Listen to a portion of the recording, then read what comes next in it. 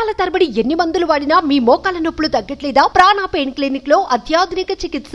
ఓ సామాన్యుడు ఇచ్చిన ఫిర్యాదుపై కేవలం 5 గంటల వ్యవధిలోనే స్పందించింది. పల్నాడు జిల్లా సత్తెనపల్లి ప్రాంతానికి చెందిన ఓ యువకుడు ఆర్టీసీ బస్సు సిబ్బంది తీరుపై ట్విట్టర్లో ఫిర్యాదు చేశారు.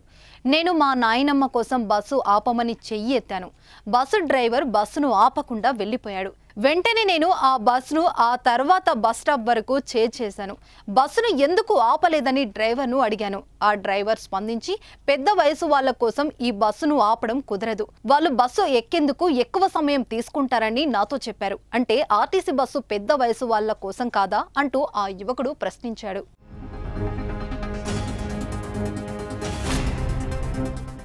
ఫిర్యాదుతో పాటుగా బస్సు నెంబర్ వివరాలతో ఫోటోను కూడా ట్వీట్ చేశారు. ఆర్టీసీని ట్యాగ్ చేశారు. సోషల్ మీడియాలో ఎక్కిన ఆ కంప్లైంట్ పై ఆర్టీసీ స్పందించింది. ఈ ఫిర్యాదుపై తగిన చర్యలు తీసుకుంటామని చెప్పింది. వెంటనే ఆ బస్సు డ్రైవర్ కండక్టర్ను పిలిపించింది. వారికి కౌన్సిలింగ్ ఇచ్చారు డిపో మేనేజర్. ఈ విషయాన్ని ఎక్స్ ద్వారా తెలియజేశారు. ఈ నెల 28న మీ కుటుంబ సభ్యులకు జరిగిన అసౌకర్యానికి చింతిస్తున్నాము. ఈ విషయమై ఆ బస్సు డ్రైవర్ వలి కోటయ్య కండక్టర్ను పిలిచి కౌన్సిలింగ్ చేసి హెచ్చరించారు. ఈ విషయమై ప్రతి ఒక్కరు కూడా ప్రయాణికులు చెయ్యెత్తిన చోట బస్సు ఆపి కోరిన చోట దించాలని గేటు మీటింగ్ ద్వారా తెలియజేశాము అంటూ రిప్లై ఇచ్చారు. అలాగే డిపో మేనేజర్ ఆ బస్సు సిబ్బందికి కౌన్సిలింగ్ ఇచ్చిన ఫోటోను కూడా ట్వీట్ తో పాటుగా జత చేసింది ఆర్టీసీ.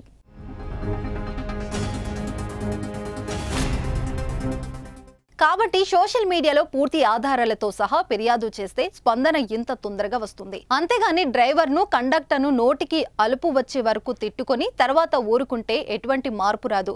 మీ ఫిర్యాదులో న్యాయం ఉంటే అది అధికారులకు తెలియజేస్తే స్పందన ఖచ్చితంగా వస్తుందనడానికి ఇదే ఉదాహరణ. అది సోషల్ మీడియా అయితే రియాక్షన్ తొందరగా వచ్చింది అనడానికి ఇదే రుజువు.